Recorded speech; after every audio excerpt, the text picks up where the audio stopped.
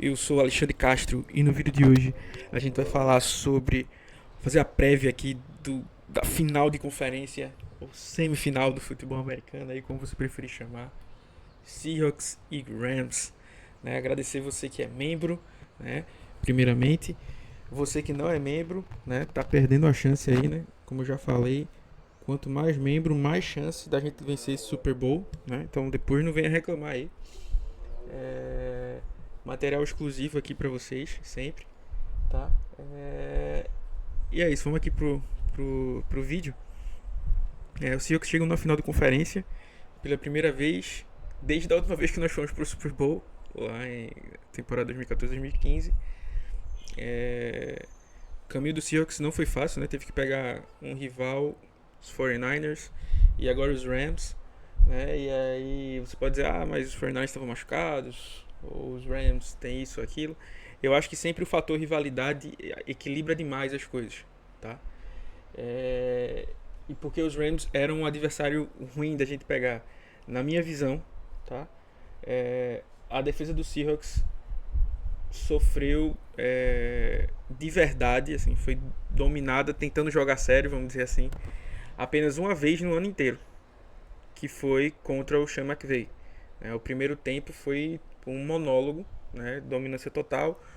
O McDonald conseguiu fazer ajustes no segundo tempo, né, que colocaram a gente de volta no jogo, mas ainda assim a gente ainda sofreu alguns passes em profundidade, coisas do tipo. Então, assim, se tem um ataque que pode é, vencer essa defesa é o McVay, né? Um cara extremamente estudioso, que está em alta, tem um time mais saudável do que o do Shanahan, deve estar vindo mordido por ter perdido o jogo do jeito que perdeu, né? O Seahawks tinha 1% de chance, sei lá, ou mesmo do que isso, de virar aquele jogo que conseguiu virar. Então, assim, seria o pior adversário possível para enfrentarmos. Mas se você quer ganhar o Super Bowl, você não pode escolher adversário, né? Obviamente você não vai enfrentar o Arizona Cardinals, por exemplo. Mas eles não são imbatíveis, obviamente, né? Sofreram contra os Panthers, venceram no último drive, basicamente.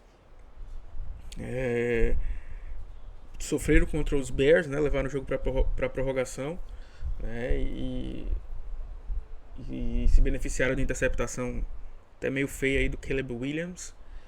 Então, existem formas de vencer, só vai ser muito difícil, como eu falei, e a rivalidade aumenta muito a tensão e tudo mais. Então é isso. Vamos aqui pro tape. Qual foi uma das formas que os Rams conseguiram, né, atrapalhar a nossa defesa ou jogar bem contra a nossa defesa? Qual é o grande segredo para vencer a defesa do Seahawks? É simples, né? Mas nem tudo que é simples é fácil de se executar, né? A resposta, não sei quem é desse tempo, né? Tem um jogador chamado Robin, né? Ele só tinha um tipo de drible, que era cortar para dentro. Mas, mesmo sabendo o que ele ia fazer, era difícil marcar. Então, saber a resposta nem sempre você vai conseguir executar. Então, a resposta para vencer a defesa do Seahawks é correr bem com a bola, porque isso vai atrapalhar os linebackers, vai desacelerar o pass rush, que já tem dificuldade em transformar pressões em sacks, né? E foi assim que os Rams conseguiram dominar no primeiro tempo, né? Então, assim, espero que do mesmo jeito que o McVay deve estar estudando pra caramba esse jogo, né? Inclusive, engraçado que as duas finais de conferência são Shans contra Mikes, né? Sean McVay contra Mike McDonald, e Mike Vrabel contra Sean Payton. Informação inútil, né? Mas aqui tem informação. Então, foi no começo do jogo contra os 49ers, a OL dos 49ers conseguiu aqui, ó, criar alguma separação física. E essa que é a questão. A gente tem sido muito dominante no primeiro nível.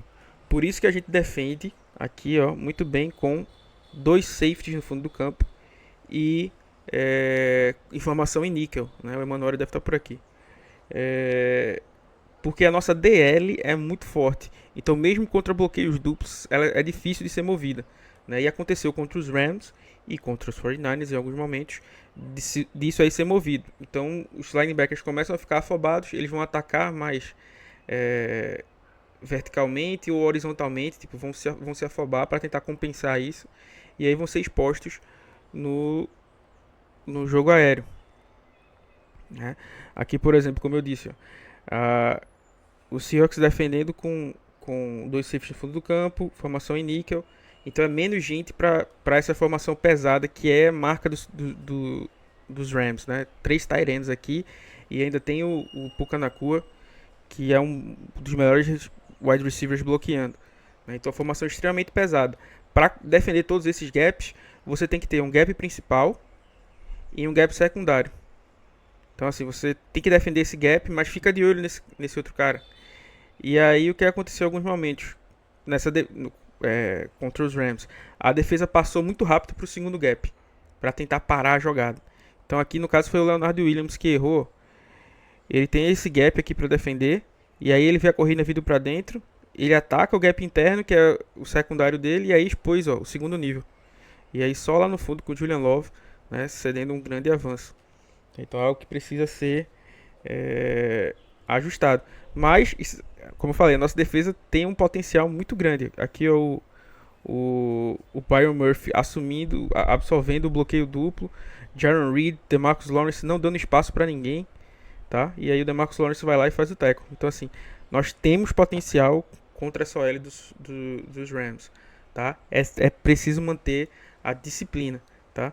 E aí, como eu falei, ó, quando o jogo corrido começa a não ser parado pela linha defensiva, o time começa a ficar agressivo demais. Ó.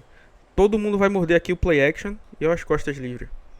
Até acho que o Tua Tagovailoa acertava o passe aqui, né? Ficou tranquilo, imagine o Matt Stafford. Tá? E aí, como eu tinha falado, ó, isso força os linebackers a se movimentarem. Ó. Drake Thomas, aqui o Ernest Jones. Ó, eles vão tentar compensar e vão. Ó, a corrida tá vindo para esse lado. Então eles vêm para esse lado defender e abrem o espaço para o cutback aqui do Rico Dodo. Então é algo que machuca tanto pelo chão como pelo ar, né? Como eu falei, seja mordendo play action, né? E um cara aqui que pode ser fundamental, tá? É o Ernest Jones. Eu acho que o último jogo ruim do Ernest Jones foi justamente contra os Rams.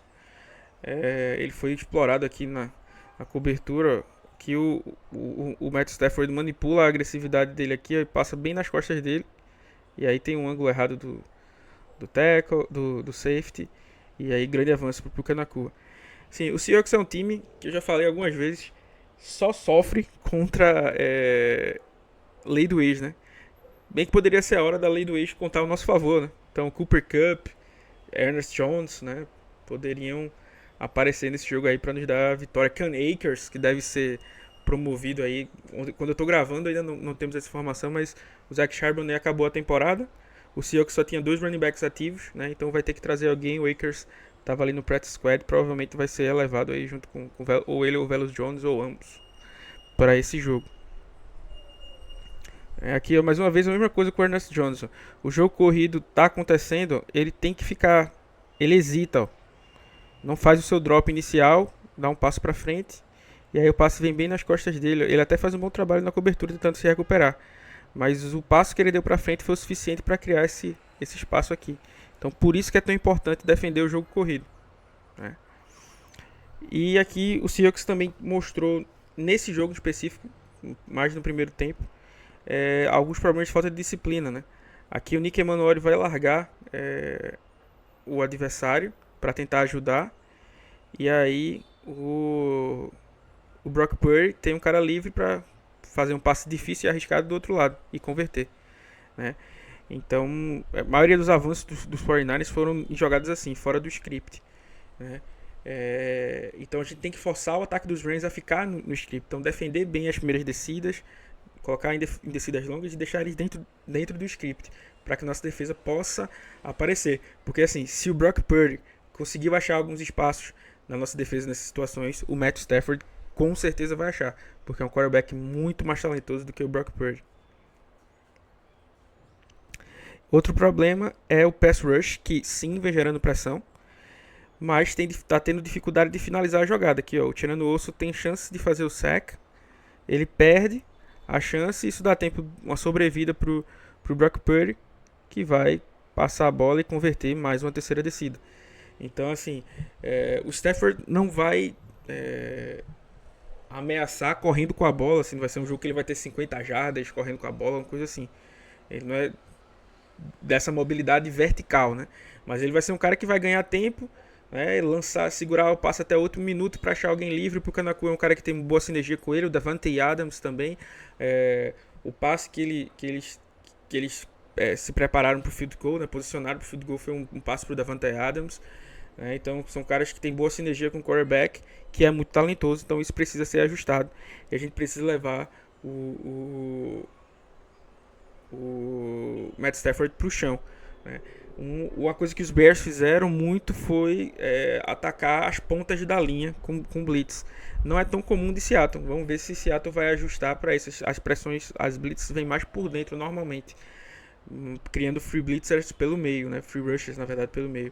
Vamos ver se eles vão fazer essa adaptação para tentar explorar o que os Bears fizeram. Do lado do ataque, como eu falei, a gente teve uma perda considerável aí com o Zach Charbonnet. E desde o jogo contra os Rams, a gente começou a correr melhor com a bola. Na verdade, o jogo contra os Rams a gente já tinha corrido com a bola, mas, por exemplo, o jogo contra os 49ers foi muito dominante, os dois. E o Seahawks foi muito bem atacando as pontas da linha. E qual é a grande questão aqui? O nível do Byron Young e do Jared Verse é infinitamente maior do que os edges dos 49ers, tá? O Kobe Turner, o Puna Ford pelo meio, o Braden Fisk. É uma linha defensiva melhor do que a linha defensiva dos 49ers, principalmente contra a corrida. Né? Então, será que o Seahawks vai ter o mesmo sucesso correndo pelas pontas da linha? Se não tiver, o Kubiak vai conseguir se adaptar como ele fez nesse jogo.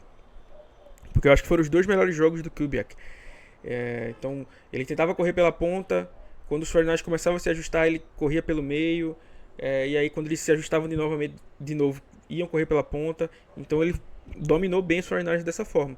Ele vai ser capaz de fazer isso contra o Chris Shula, né, que é o corredor defensivo dos Rams, que inclusive ambos são candidatos a serem head coaches, né, na próxima temporada, têm sido entrevistados.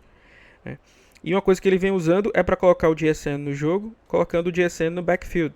E ele fez isso algumas vezes durante o ano, mas contra os 49ers, aqui ele vai colocar mais uma vez. Por que ele faz isso? Porque colocando ele como running back, não tem ninguém para fazer press nele na linha de scrimmage e fica mais difícil dobrar a marcação em cima dele. Então, normalmente ele vinha colocando ele no backfield para o JSN aparecer, né? O que ele fez contra os 49ers, principalmente nesse último jogo, que eu achei uma excelente adaptação, foi usar o JSN como isca, né? Então o JSN correu muito rotas para o flat, né? Para chamar a atenção do corner e aí abrir algum espaço aqui em profundidade, tá? Ele foi mais usado dessa forma, mais para chamar a atenção da defesa, né? Para tentar responder de alguma forma e abrir espaço. E essa aí é uma boa resposta, né? Do Kubiak, né? Então vamos ver se ele vai conseguir usar esse artifício também. E como eu falei, o fundamental desse jogo terrestre, acho que é o ponto principal do nosso ataque, é fazer mais um jogo bom pelo chão. É que isso manipula os linebackers, né? Que eles vão... O Seahawks vai simular uma wide zone, então uma corrida bem aberta lateral. Os linebackers vão avançar, perceber que é um play action, e aí eles vão se virar para defender as rotas que estão vindo aqui, só que na verdade é um screen pass. Tá? Então aqui, ó, olha o espaço que foi criado, todo mundo voltando, mas tem um vácuo aqui. E isso aí deixou, como todo mundo recuou, deixou basicamente um 4 contra 2 aqui. O Seahawks executou bem os bloqueios. E o Kenneth Walker tem um excelente avanço aqui, um bom trabalho da linha ofensiva, que para mim fez os dois melhores jogos contra os 49ers em sequência. Então seria muito bom ter um jogo dominante assim. O Gray Zabel sofreu muito no primeiro tempo, cedeu 2 sacks, foi o pior jogo dele em números, apesar dele ter se recuperado um pouco depois. Né? Ele e o Jalen Sandel vêm dos seus melhores jogos na temporada. né? Então seria muito bom que eles repetissem isso e fundamental para nossa vitória. É isso, pessoal. Espero que vocês tenham gostado. Um grande abraço e Go Hawks!